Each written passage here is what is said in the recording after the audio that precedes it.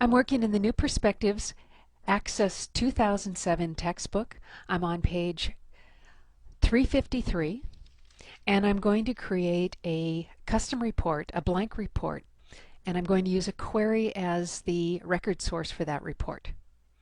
I am using Office 2007 Service Pack 2.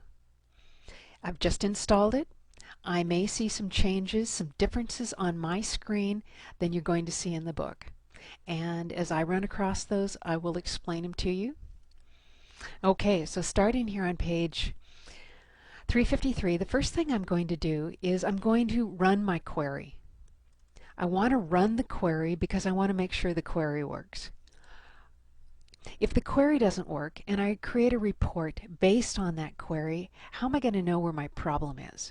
So if you're going to create an object based on another object like you normally do, make sure that the objects that form the basis for your form, your query, your report, work before you build another object on top of it. It works. And I'm just going to switch over to Design View here real quickly just to get an idea of what's involved in it. I've got 3 tables and a query, and it looks like 7 fields. I'm going to go ahead and close that. And I'm going to minimize or collapse some of these areas on my navigation pane, and then collapse my navigation pane or hide it. So I'm going to click on Create. And now I want to make sure that I'm over on blank report, not blank form. I'll click blank report. It will open up the blank report on my screen in layout view. It's going to give me the field list pane. If the field list pane does not open for you, don't worry about it. We'll come back to that later. Now the field list pane shows that there's no fields available for this current view. That's because we haven't created a record source. So the first thing we're going to do here is go create a record source. I'm going to click on Arrange. I'm going to open the Property Sheet. With the Property Sheet open, I have 2 options. I can go to the Data tab. Data tab is where I add the record source, the data that is going to be on my report, or I can go to the All tab. And on the All tab, I have the same options. But the Data tab is much shorter, easier to use. Record Source is my first field. I'll click on Record Source. I'll click the drop-down arrow. I'm going to choose QRY Invoices by Item. And then I'm simply going to move down off that field. Now it's one of my habits that after I make a selection, I move down off from that property, I should say, not field.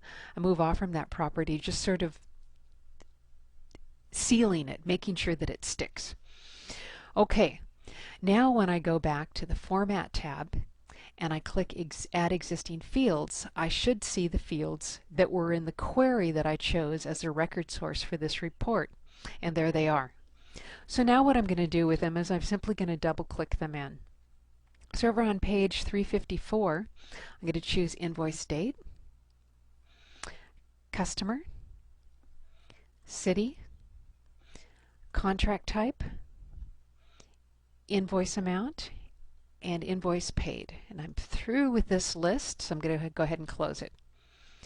Now this dotted line represents an 8-inch page width. Now I can come back later and change that. How do I know that? Because if I go in here to Design View, I'm going to see that my ruler's right there at 8 inches. So it represents an 8-inch page width. I don't want any controls to go past that. If I do, I'm going to have either an additional page, or I'm going to have to change my page widths and reduce my margins, change my orientation. We're going to do a lot of those things with this report. But right now we're going to use that as our goal, and we don't want anything to go past it. Now as we look at these fields, I want to, in Layout View, I adjust from left to right. In Design View, I often adjust from right to left. But we're in Layout View, and I'll show you why that I'll adjust from left to right. As I change this field width, it's going to move all of the other ones over. Now what I want to do here is I want to look first at my label, which says Invoice Date, and the values that are below that label.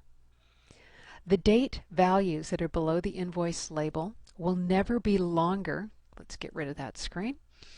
Never be longer, never be wider than the label. And so I can use the label as my guide. and I just need to make sure that I have plenty of room for invoice date, the label, to show. The data in the customer field is quite long. I'm going to end up wrapping that text. So right now I'm just going to guess a little bit and I'm going to bring it out. City. You don't want the values in the city field to wrap if possible. It just makes it harder to read. So I want my city field long enough so that all of my data values will display on one line. I don't want it to say East Lansing because we have a city named Lansing. And so if it says East on one line and wraps to the next line and says Lansing, when you're looking at it as a user, you could be confused by it.